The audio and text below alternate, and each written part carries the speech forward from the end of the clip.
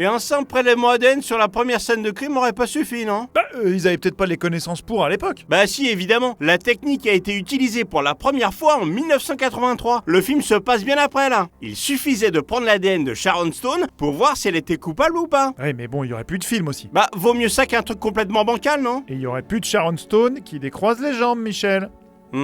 Après, c'est une petite erreur, hein. On va leur excuser, hein. Ouais, c'est bien ce que je pensais. Bon allez, bonjour à tous et bienvenue dans Fort Accord, votre analyse d'après-film en compagnie de Michel, le spécialiste technique de l'émission et des prélèvements ADN. Bonjour Michel. Bonjour, Michel. Une illustration suspecte, un prénom incorrect, rien ne m'échappe. Et cette semaine, Michel? Basic Instinct. J'ai pas peur. Bah, tu devrais, mon petit gars. Sinon, il va t'arriver des broutilles comme ce mec-là.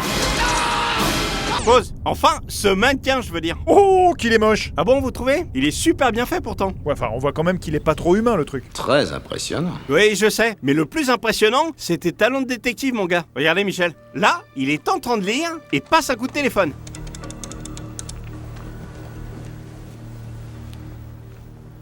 Page 68, cowboy. Tu sais comment elle se fait le fiancé?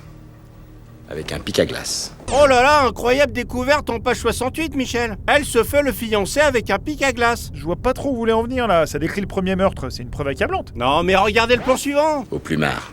Pourquoi le mec s'emmerde à lire jusqu'à la page 68, puisque l'illustration en page 1 montrait exactement la même chose? Bah parce que... Oui.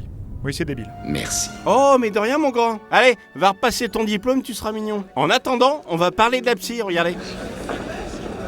On peut voir ici sur la porte que son prénom s'écrit avec un S. Mais si j'avance largement... Ouais.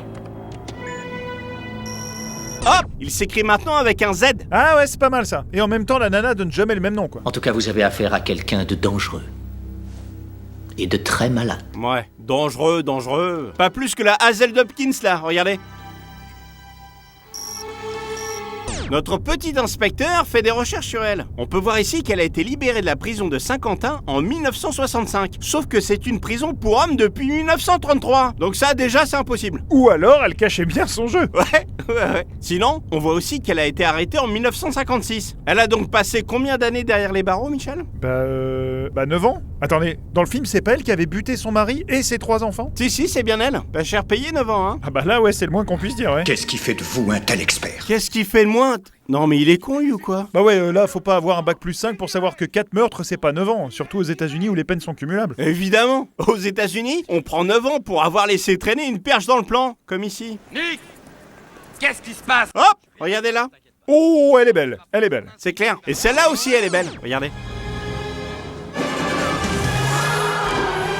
Tac! C'est flou, mais on peut clairement voir que c'est pas le profil de Michael Douglas, ça. Ah oui, clairement, c'est une belle doublure. Ouais, mais attention, parce qu'on n'écrase pas la doublure de Michael Douglas sans conséquence, hein. Ni une ni deux, le mec monte dans sa voiture et...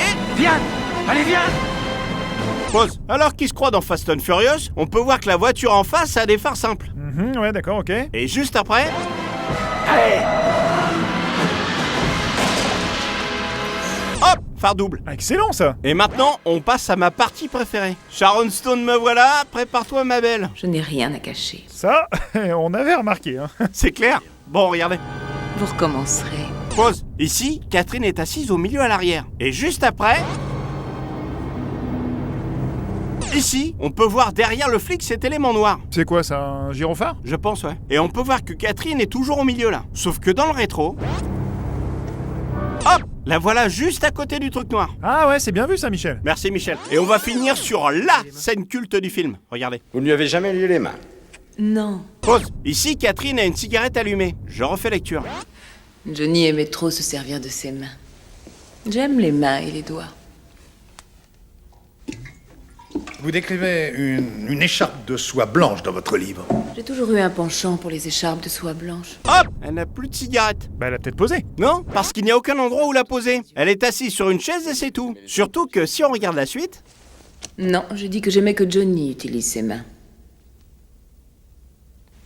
Je ne respecte aucune règle, Nick. Elle ne l'a fini à aucun moment et...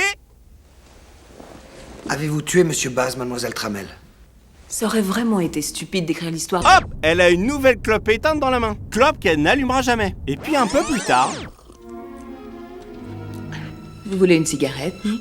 voilà qu'elle en ressort encore une. Ah, c'est plus de l'addiction là, c'est une maladie. C'est clair. Bon, moi j'ai fini. J'espère que ça t'a plu, ma belle. T'es vraiment le coup du siècle. Flingueur. Ouais, bah calme un peu tes ardeurs, ma vieille. Bah alors Michel, pour une fois que vous avez une touche là, profitez-en. Ouais, mais non, elle me fait peur un peu. En tout cas, c'est la fin de cette émission, on se retrouve très bientôt pour un nouveau Fort Accord. Et j'aurai du lourd, du très très lourd.